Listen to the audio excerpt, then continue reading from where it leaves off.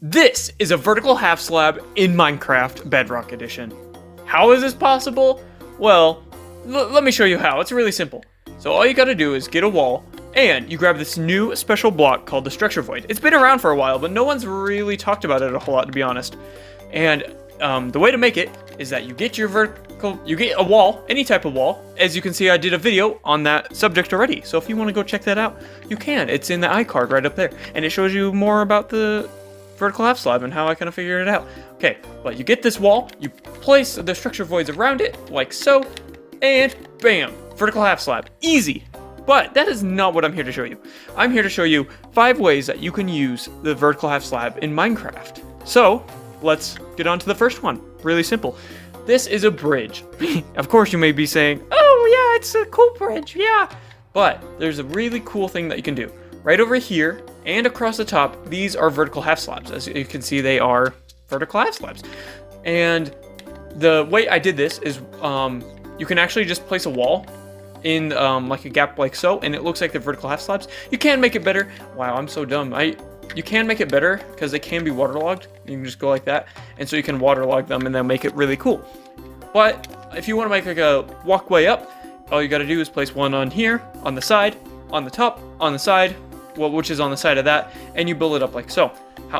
As you can see, there's also a really cool slope going on right here. And normally with walls, you can't do this. But if you grab a structure void and place it on top, you can see it moves up just a couple pixels.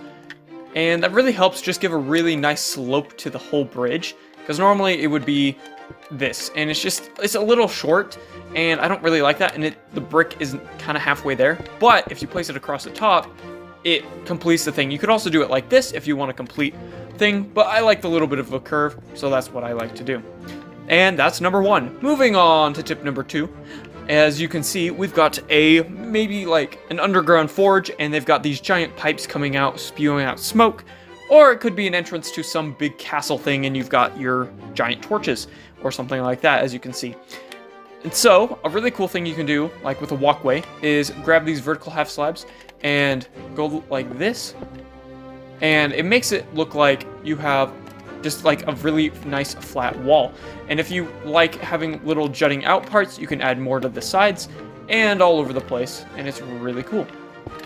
So as you can see, like right over here on this wall, if you complete the side, you have just a flush wall. It's really nice, because if you don't like all the little sticky out parts on the wall, I don't know what they're called, but you know, if you don't like those, you can add them to the sides and to the top, or you can leave the top off if you want a tiny bit shorter wall.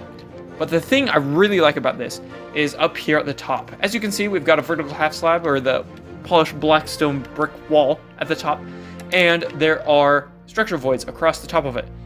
And this makes it just a tiny bit higher, because as you can see, it kind of doesn't connect, and I don't like that. I like it my nice and smooth.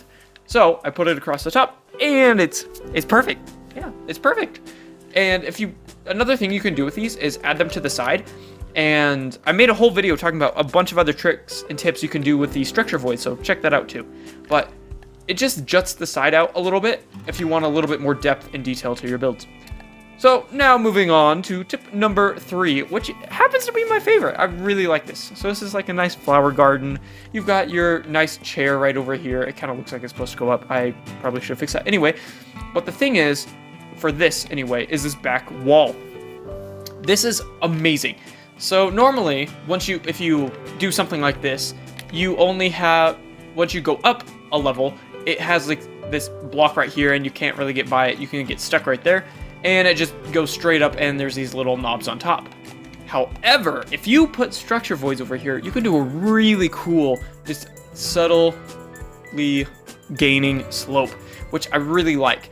Because over here, it starts out flat, I put 2 on top, but you miss one, and then you put 2 more, so it kind of goes up, glides a little bit, kind of has a nicer slope, and it goes up just a tiny bit more, and a tiny bit more, and a tiny bit more, until you finally reach the top. And it just gives a way nicer wall feel. And something else I really like is that when you're over here next to the bottom, you can place blocks that will line up exactly right here, and it'll make them really nice and smooth, instead of having like, if you grab these without it, if there's not one on top, it also puts that wall, and it just kind of hinders it a little bit more, so there's that. Now, moving on to number 4 is the ruins. And the ruins are really cool.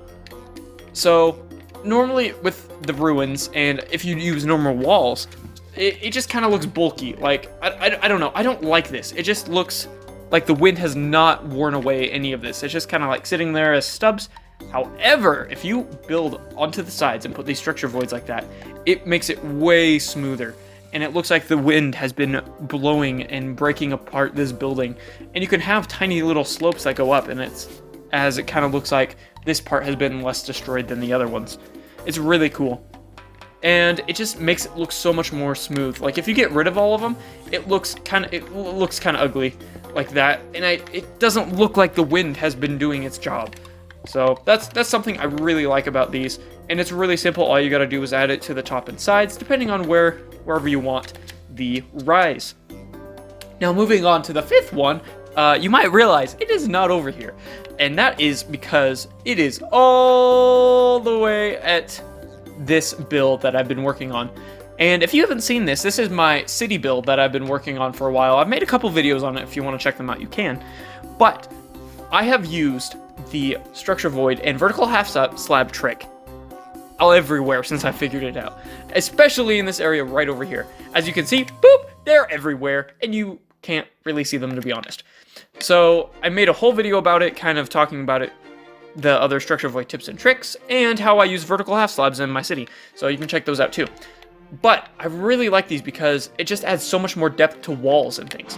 Like, if you do this, if you get rid of these vertical half slab kind of trick, structure void trick, it's just straight. But if you want to add a little bit more depth, add it to the side, just like in the Blackstone one, like that. However, as you can see, it's a mess over here, but you can make it look really smooth and nice and add a little bit more detail to otherwise very undetailed spots. But the 5th tip and trick is this one. This is really simple to do. And as you can see, it does not require the structure void for this one to work. This is just a polished blackstone, just a blackstone wall. And if you get kind of like an opening and you want a vertical half slab to kind of go in between, all you gotta do is place it up the top, just like I did so. And yeah, you got vertical half slabs without getting the structure void. So this is probably the only way you can get it in survival. So if you enjoyed this, please be sure to check out the other videos we have on Fruit Realm, because you never know, we may have more tips and tricks for you and to help you build in your Minecraft world. Because a lot of the time it's so hard to find how do you do like these cool things over here. And sometimes people don't share how they did it. They're just kind of like, oh yeah, I built it. So we hope to share some more tips and tricks. Check out the other ones that we've shown. And hopefully you've had a fantastic day. And we'll see you again on Fruit Realm.